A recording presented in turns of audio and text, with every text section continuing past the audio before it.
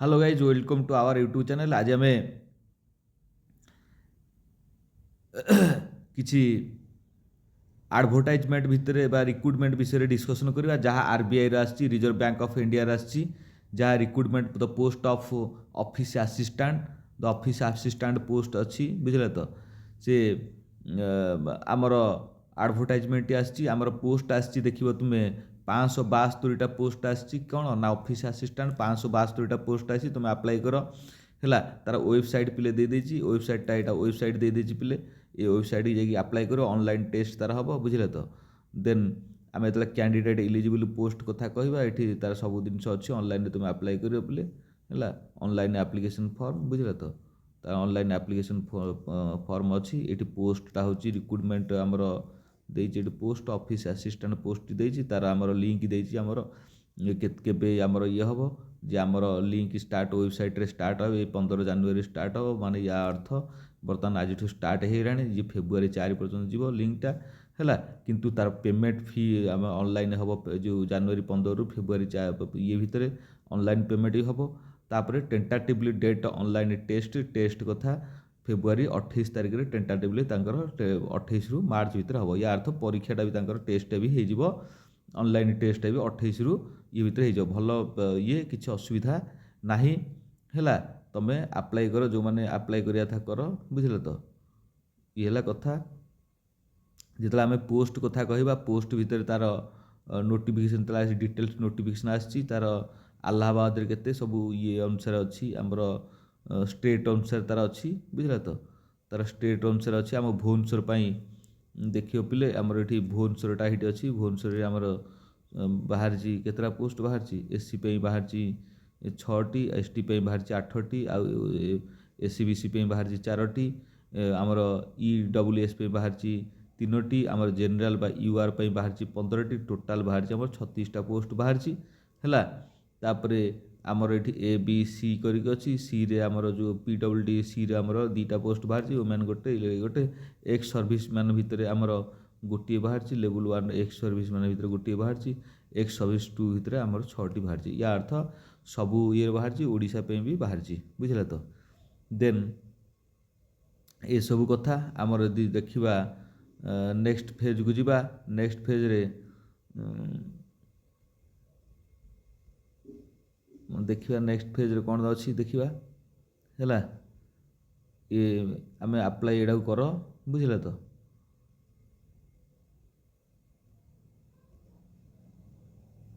जहाँ आरबीआई रो चाकरी माने किसी खराब नहीं आम तुम भुवनेश्वर चाकरी कर भुवनेश्वर पाइब जे जहाँ ये अनुसार पाइब बुझे तो तुम मैंने अप्लाई कर ऑनलाइन जीव तार वेबसाइट की जीव बुझला वेबसाइट रे तार सब गुड़ा डिटेल्स देथो तार परीक्षा विषय देथो वेबसाइट रे बुझला तो मेन कथा है तुम मैंने ये हाँ ये जो इलिजिबिलिटी क्राइटेरिया देछि इलिजिबिलिटी क्राइटेरिया तो नेशनलिटी ये सब तार देछि इलिजिबिलिटी क्राइटेरिया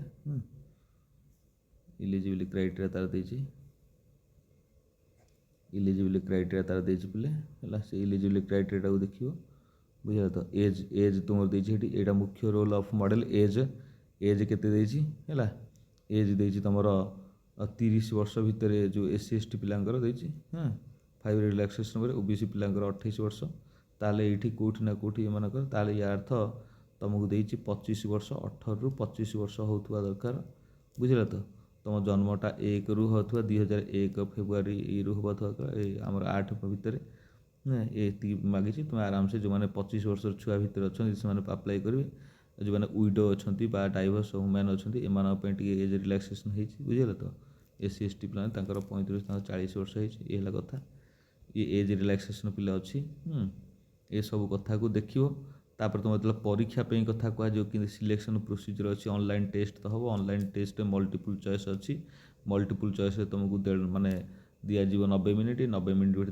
1.5 घंटा 1.5 आवर्स तुमको दिज्व ता भर रिजनिंग अच्छी 30 मार्क 30टा क्वेश्चन जनरल इंग्लिश अच्छी 30 मार्क 30टा क्वेश्चन जनरल अवेयरनेस हो 30 मार्क 30टा क्वेश्चन न्यूमेरिकल एप्टीट्यूड बा मैथमेटिक्स हो 30टा बुझे तो या अर्थ रिजनिंग 30टा मैथमेटिक्स जहाँ रिजनिंग मैथमेटिक्स हो जाऊ 30 केते ये 30 60 रिजनिंग मैथमेटिक्स जार हो जाऊ सी आराम से कौन कर जी रिजनिंग मैथमेटिक्स आराम से 60 रु 50टा खंड रखीदेला सी क्वालिफाए हो जेहेतु यहाँ କ'ଣ ଟୋଟାଲି ଅଲ୍ ଇଣ୍ଡିଆରେ ହେବ। ଏଠି ସମସ୍ତେ ବି ଭଲ କରିବେ। ଏଠି ଇଂଲିଶରେ ବି ତୁମେ କିଛି 15 ମାର୍କ ଖଣ୍ଡେ ରଖିବାକୁ ପଡ଼ିବ। ଏଠି ତୁମେ ଏଇଥିରେ ବି 20 ମାର୍କ ରଖିବାକୁ ପଡ଼ିବ। ତାହେଲେ ଇଏ 50, 20, 70, 85 ୟା ଅର୍ଥ ନିଶ୍ଚିତ କଟଅଫ 70, 75 ଖଣ୍ଡେ ଯିବ। ତୁମେ ସେଇ ଅନୁସାରେ ପ୍ରିପେୟାର ପିଲେ ହେବାକୁ ପଡ଼ିବ।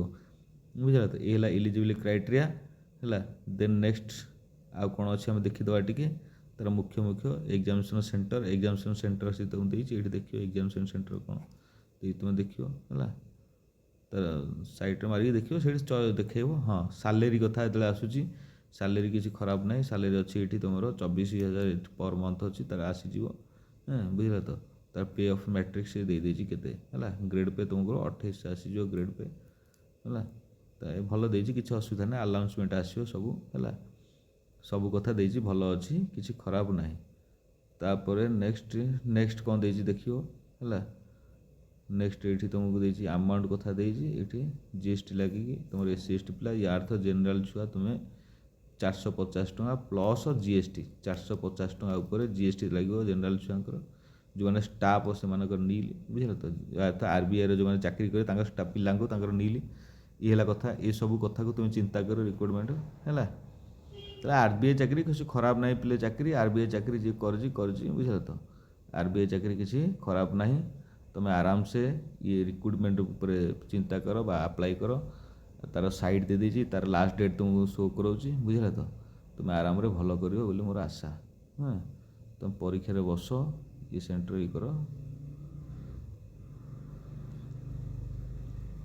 ପେଜ୍ ଗୁଡ଼ା ବହୁତ ଦେଇଛି, କିଛି ନାହିଁ। ତୁମମାନେ ଇଏ କରିବ ହେଲା। ତାର ଯାହା ଦେଇଛି ତୁମମାନେ ଆରାମସେ ଫର୍ମ ଆପ୍ଲାଏ କର।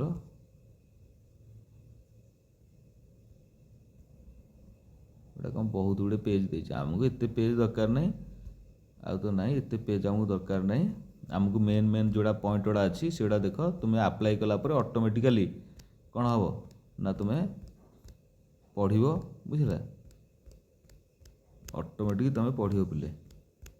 ତୁମେ କିନ୍ତୁ ଆପ୍ଲାଏ କରିଦିଅ। ତା ଡେଟ୍ ବର୍ତ୍ତମାନ ଟେଣ୍ଟାଟିଭଲି ଡେଟ୍ ବର୍ତ୍ତମାନ ପଳେଇବ। ତୁମେ ଆପ୍ଲାଏ କରିଦିଅ। ସେଠି ଡେଟ୍ଟା ଏଇଠି କେଉଁଠି ଶୋ କରିଥିଲା ଡେଟ୍। ଏଇଠି ଡେଟ୍ଟା very important date of very important. ବୁଝିଲା ତ?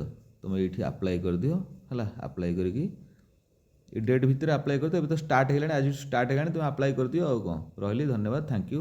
ଟିକେ ଭିଡ଼ିଓକୁ ଟିକେ ଲାଇକ୍ କର, ସେୟାର କର, ଆଉ ସବସ୍କ୍ରାଇବ୍ ଟିକେ ମାର। ଏମିତି ତୁମ ପାଖକୁ ନୋଟିଫିକେସନ୍ ଆସିଯିବ। ସାଙ୍ଗମାନଙ୍କ ଭିତରେ ଟିକେ ସବସ୍କ୍ରାଇବ୍ ମାରିଲେ ନୂଆ ଚ୍ୟାନେଲଟା ଟିକେ ଉପରକୁ ଟିକେ ଗ୍ରୋ କରିବ। ରହିଲି, ଧନ୍ୟବାଦ, ଥ୍ୟାଙ୍କ ୟୁ।